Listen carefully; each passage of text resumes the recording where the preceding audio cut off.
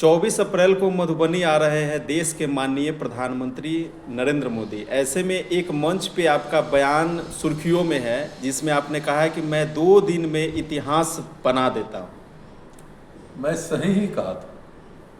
देखिए, जिस व्यक्ति का आत्मविश्वास मजबूत हो, आत्मबल मजबूत हो और जिसके साथ समाज का बड़ा तबका निष्ठापूर्वक, ईमानदारी पूर्वक जुड़ा हो, उसके सामने बड़ी से बड़ी चुनौती छोटा दिखता है।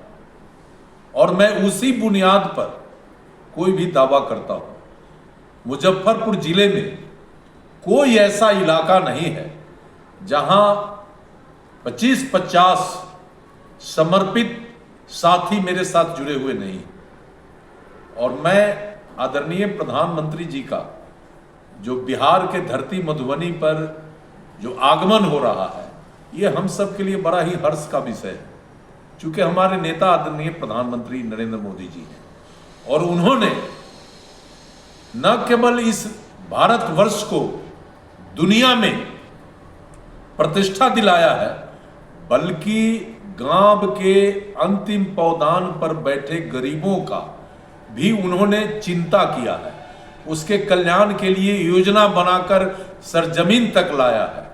स्वाभाविक है कि आदरणीय मोदी जी का मैं एक सिपाही हूं, भारतीय जनता पार्टी का एक कार्यकर्ता हूं, और जब मेरे नेता मेरे धरती पर पधारेंगे तो उससे अधिक खुशी मेरे लिए क्या हो सकता है।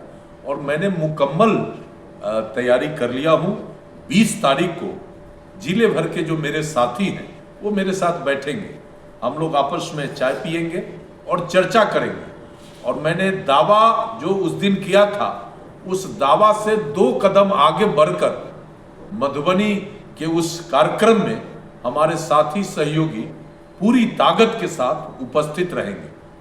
इस संदर्भ में 20 तारीख को हम बैठेंगे और साथियों से बात करके और अंतिम रूप दे देंगे। और मैं केवल ये आपके चैनल पे नहीं बोल रहा हूं, ये मेरा जो दावा है वो जमीन पर बोलेगा और मधुबनी के सभा में बोलेगा। कांटी विधानसभा का दम दिखेगा। कांटी तो मान लीजिए वो तो मेरा परिवार है। जिस तरह घर में 10 लोग होते हैं एक परिवार में, तो कांटी का एक एक घर, एक एक व्यक्ति मेरा परिवार है। और देखिए, मैं अपने को बड़ा ही सौभाग्यशाली समझता हूं कि कांटी जैसे महत्वपूर्ण और बुद्धिजीवी का इलाका होते हुए जिस तरीके से मेरे नेतृत्व को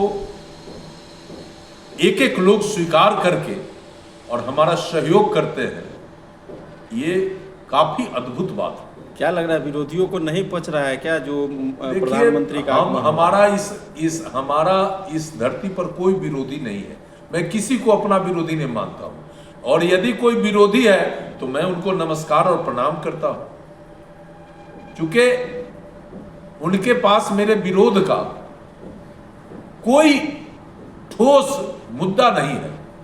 वो राजनीतिक रूप से हमसे भीतर भीतर विरोध करते होंगे, लेकिन कोई मुद्दा ऐसा नहीं है कि कोई आदमी यह बता दे कि अजीत कुमार से ये नुकसान मुझे हुआ। हम तो सबके भलाई के लिए बैठे रहते हैं और सबका मदद करते हैं, क्या अमीर, क्या गरीब, क्या अगरा, क्या पिछड़ा, क्या दलित, क्या महादलित और क्या अल्पसंख्यक।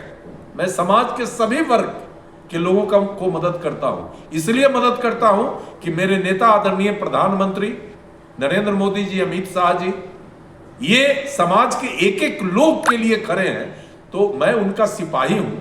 तो मेरा नैतिक जिम्मेदारी है कि अपने नेता के पथ चिन्ह पर चलकर न केवल उनके इस संकल्प को मजबूत करूं, बल्कि पार्टी को भी ताकत देने का काम करूं। तो इसलिए हमको कोई विरोधी है, मैं उसको आपके माध्यम से भी फिर प्रणाम करता हूं। अच्छा, विपक्ष लगातार आगमन से पहले चुटकी लेना शुरू कर चुकी है कि जब चुनाव का समय आता है तो ही नरेंद्र मोदी दिखाई देते हैं बिहार में। असल विपक्ष का जो कंसेप्ट है ना, अभी वो बदल गया है। लोकतंत्र में लोकतंत्र सत्ता और विपक्ष दोनों का एक समन्वय है। लोकतंत्र का जो खूबसूरती है उसमें जितना सत्ता में बैठे लोगों के लिए महत्वपूर्ण है, उतना ही विपक्ष में बैठे लोगों के लिए महत्वपूर्ण है। और देखिए, आज समय बदल गया। विपक्ष के लोग सकारात्मक पहल नहीं करते हैं, सकारात्मक सहयोग तरक्की में, विकास में, लोगों के कल्याण के लिए वो नहीं करते हैं। वो केवल ईर्ष्या भाव से विपक्ष की भूमिका निभाते हैं। तो जो व्यक्ति सकारात्मक पहल नहीं करेगा तो जनता तो सब देख रही है ना। ये बिहार की जनता जो है काफी अनुभव और काफी संवेदनशील तरीके से एक एक चीज को परखती है। तो विपक्ष का जो भूमिका है, उनके पास कोई मुद्दा है? कोई मुद्दा है? आज अगर सरकार का कोई नीति, कोई कार्यक्रम गलत है तो हम लोग भी विपक्ष में होते थे, सड़क पर उतरकर उसका मुखालफत करते थे। आज हैसियत है बिहार के विपक्ष में कि सड़क पर उतरकर सरकार के किसी निर्णय के खिलाफ काम करे? जनता उनके साथ नहीं है। इसका वजह है कि भूख से लोग न मरे, इसके लिए फ्री में अनाज, इलाज के अभाव में कोई न मरे, इसके लिए 5 लाख रुपए का इलाज का व्यवस्था, किसान को तंगी नहीं हो इसलिए किसान सम्मान योजना, छोटे छोटे जो उद्यमी हैं उनको रोजगार करने में कठिनाई नहीं हो इसके लिए विश्वकर्मा योजना, बेटियों को शिक्षा और उनके बढ़ाने के लिए तरह तरह की योजना, वृद्ध को कई तरह के कल्याणकारी योजना से उनको लाभान्वित करना, समाज के हर एक वर्ग को। ये मोदी जी के नेतृत्व में जो देश में सरकार चल रही है और बिहार में नीतीश जी के नेतृत्व में, ये दोनों सरकार समाज के सभी वर्गों के कल्याण के लिए काम कर रही है। ऐसे में विपक्ष बिल्कुल धराशायी है, मुद्दा विहीन है, ईर्ष्यालु विपक्ष है इस राज्य का, जिसे जनता ने पूरी तरह नकार दी। चलिए, बहुत बहुत धन्यवाद।